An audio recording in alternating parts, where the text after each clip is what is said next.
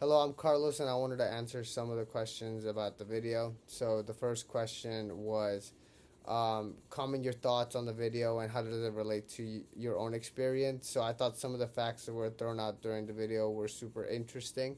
I thought the fact that 98% of exporters are small to medium businesses contradicted my belief that global brands would be the primary exporters. I also thought it was super interesting how his concept of wealth changed as he got older. When he was younger, he associated wealth with people like oil tycoons, but as he got older, he realized that the wealthy people were actually everyday people with small businesses.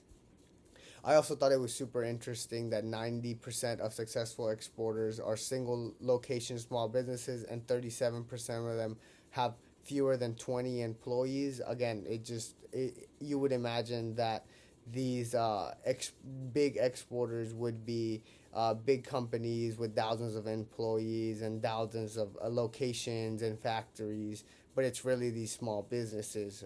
And he also said that he attributed the success of these small businesses to them being able to cover a lot of niche products, like the example he gave of the steampunk merch and how they had no idea how successful they would be internationally. I also thought it was super interesting that less than 1% of the companies in the US export, which is the lowest level of active exports in the industrialized world, which again you wouldn't think that one of the biggest economies in the world would have one of the lowest percentage of companies exporting. I also thought the reasoning that he gave as to why was super interesting, which the barriers were not borders, but rather the doubt and the fear to expand due to the uncertainty of how to reach customers and whether it was worth the risk to expand internationally or not. Um, but as the presenter said, he said that 70% of the world's purchasing power is located outside of the United States, and 95% of all of its consumers are located outside of the United States, and that it is riskier to stay in your domestic market rather than expand internationally, and that 8%. That companies are 8% more likely to go out of business if they're confined to domestic sales, which, you know, uh, at first I would believe that trying to expand internationally was actually riskier.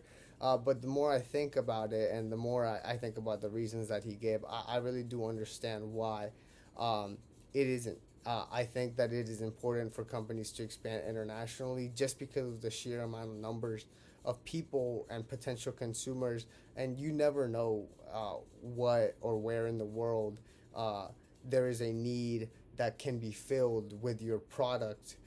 And if you stay within the confines of your own domestic market, you'll never find out. Like he said, in this new era, the world is your neighborhood. The second question talked about how the video correlated with chapters 13 and chapter 12. So, one of the ways I thought it correlated was that chapter 12 discussed the benefits of global marketing and discussed how different brands from like Black Decker to Ford um, have benefited from branching out internationally, which them branching out internationally has helped them lower production costs. Also, there was the example in the book of IKEA, which was once a small business, which again was talked about in the video, that has opened over 400 stores in over 60 countries and generates a large majority of its revenue from international sales, which again perfectly correlates to the concepts discussed during the TED Talk. Another thing that I wanted to talk about, which was a contrast between the book and the video, was that the discussion of the barriers not being borders but rather doubt and fear. Although I believe it is important to overcome fear and uncertainty to take the necessary steps to expand internationally, I think it is important to note the commitment that has to be made into international expansion, and that is what Chapter 12 talks about. Chapter 12 discusses how companies that approach international expansion with uncertainty tend to use inefficient marketing methods or marketing channels and fail in situations which, if they had taken the appropriate time to do market research and approached international business with the seriousness that it needs to be approached with, that it might have been successful, which emphasizes the importance of full commitment and realistic goals whenever you're expanding internationally.